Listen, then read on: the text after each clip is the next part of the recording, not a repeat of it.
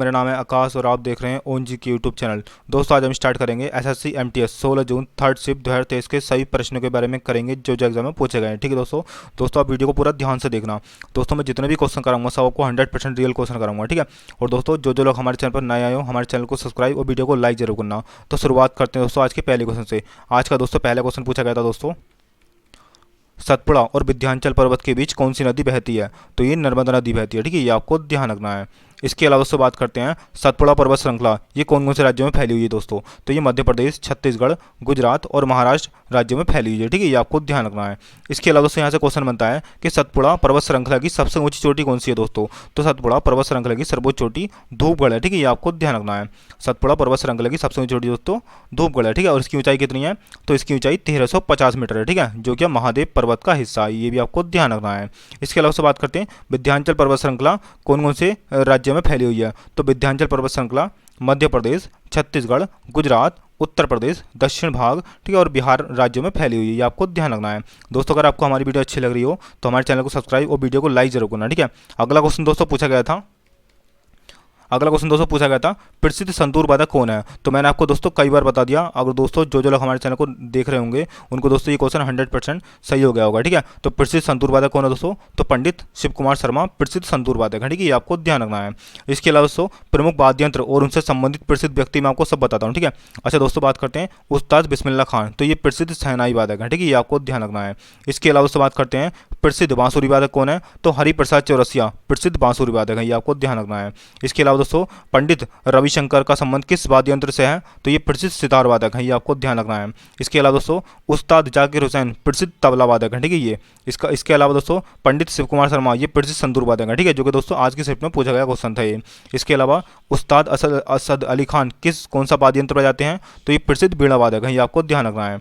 इसके अलावा दोस्तों अमजद अली खान कौन सा वाद्य यंत्र बजाते हैं? तो ये प्रसिद्ध सरोद वादक है। ठीक है, ये आपको ध्यान रखना है। अगला क्वेश्चन दोस्तों पूछा गया था पंचायती राज व्यवस्था संविधान के किस भाग में? दोस्तों वेरी मोस्ट इम्पोर्टेंट क्वेश्चन पूछा गया था दोस्तों ये। तो पंचायती राज व्यवस्था भाग 9 में है। ठीक है, ये आपको ध्यान रखना है। इसके अलावा दोस्तों बात करते हैं पंचायती राज से संबंधित अनुच्छेद कौन कौन से दोस्तों? तो ये अनुच्छेद 243A से 243O तक है। ठीक है, ये आपको ध्यान रखना है।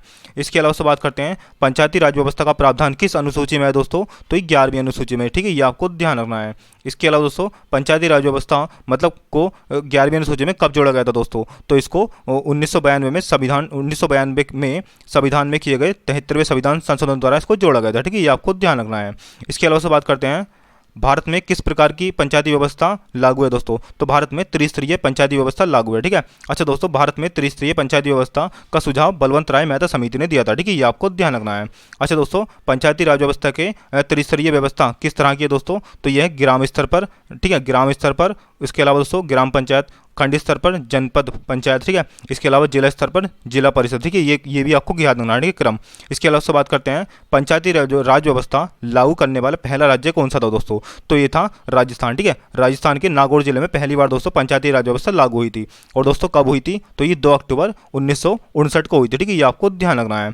इसके अलावा से बात करते हैं पंचायती राज व्यवस्था लागू करने वाला दूसरा राज्य कौन सा था दोस्तों? तो ये था आंध्र प्रदेश। ठीक है, ये आपको ध्यान रखना है। ठीक है, यानी कि पंचायती राज व्यवस्था को लागू करने वाला दूसरा राज्य है आंध्र प्रदेश और पहला राज्य है राजस्थान। ठीक है, ये आपको ध्यान रखना है। इसके अलावा दोस्तों हर साल पंचायती राज दिवस कब मनाया जाता है? तो हर साल 24 अप्रैल को पंचायती राज दिवस मनाया जाता है। ठीक है, ये भी आपको ध्यान रखना है।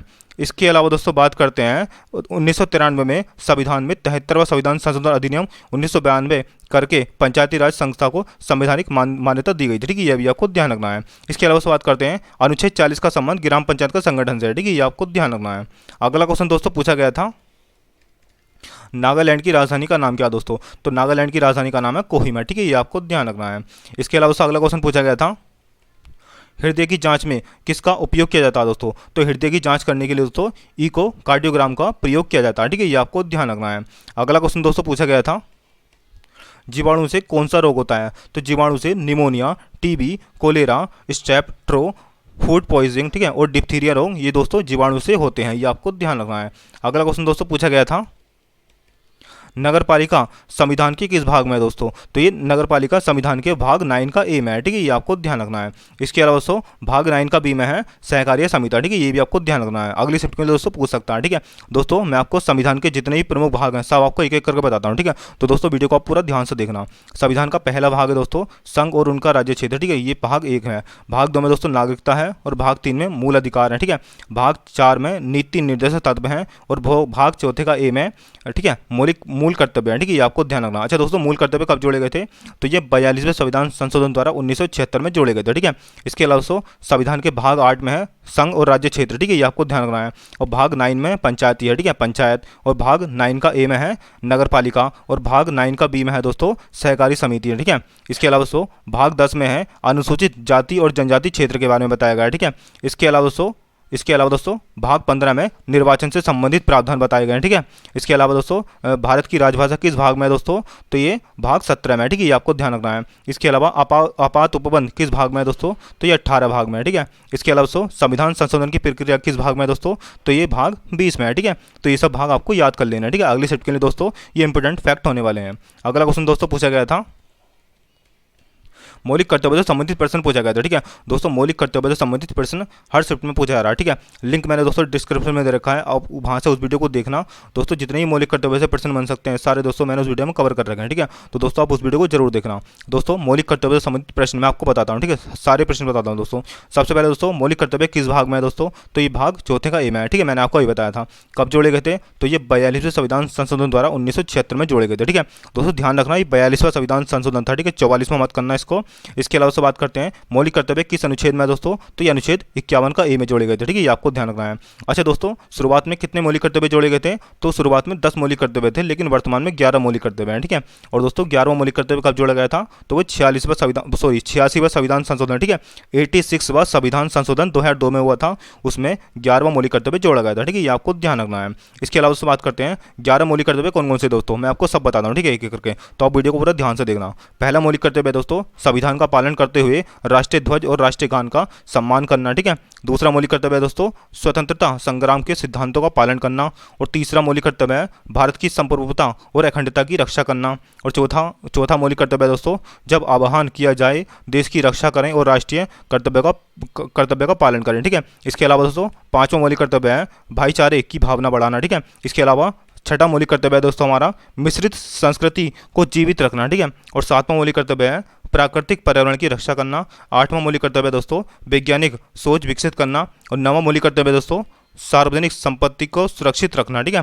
और 10वां मौलिक कर्तव्य है दोस्तों उत्कृष्टता के लिए प्रयास करना, ठीक है। और दोस्तों 11वां मौलिक कर्तव्य है सभी माता पिता और अभिभावकों की जिम्मेदारी है कि वे अपने 6 से लेकर 14 वर्ष के बच्चों को स्कूल भेजें, ठीक है। तो ये आपको ध्यान रखना है। अच्छा दोस्तों मैंने अभी बताया था आपको 11वां मौलिक कर्तव्य कब जोड़ा गया था? तो ये 86वां संविधान संशोधन द्वारा 2002 में जोड़ा गया था, ठीक है। तो ये आपको ध्यान रखना है। अगला क्वेश्चन दोस्तों पूछा गया था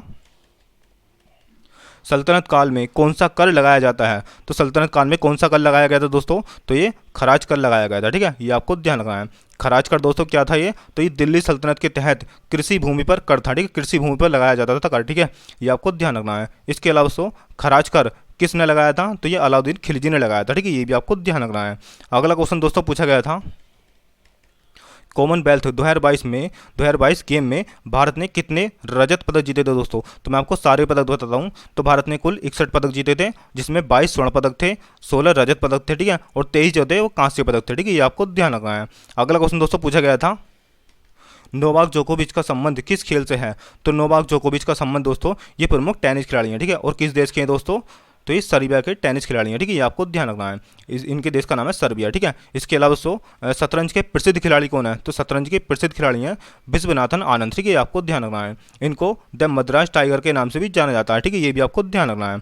अच्छा दोस्तों मुझसे फर्स्ट और सेकंड शिफ्ट के कुछ क्वेश्चन छूट गए थे, ठीक है, छूट नहीं गए थे मतलब दोस्तों में जितने क्वेश्चन प्राप्त हुए थे मैंने आपको उतने ही बताए, ठीक है, लेकिन दोस्तों बाद में मुझे एक क्वेश्चन और प्राप्त हुए हैं दोस्तों, मैं आपको सब बताता हूँ, ठीक है। डॉक्टर भीमराव अम्बेडकर किस जाति के थे दोस्तों? ये क्वेश्चन पूछा गया था, ठीक है, तो ये महार जाति के थे, ठीक है, जिसको अछूत बोला जाता है, ठीक है, ये आपको ध्यान रखना है। इसके अलावा से बात करते हैं डॉक्टर भीमराव अम्बेडकर का जन्म कब हुआ था दोस्तों? तो इनका जन्म 14 अप्रैल 1891 में मध्य प्रदेश में हुआ था, ठीक है, ये आपको ध्यान रखना है, ठीक है। और किस जिले में हुआ था दोस्तों? तो महू जिले में हुआ था, ठीक है, ये आपको ध्यान रखना है। अगला क्वेश्चन दोस्तों पूछा गया था सत्यजीत रे को 1992 में कौन सा पुरस्कार मिला था? तो इनको भारत रत्न मिला था, ठीक है, ये आपको ध्यान रखना है।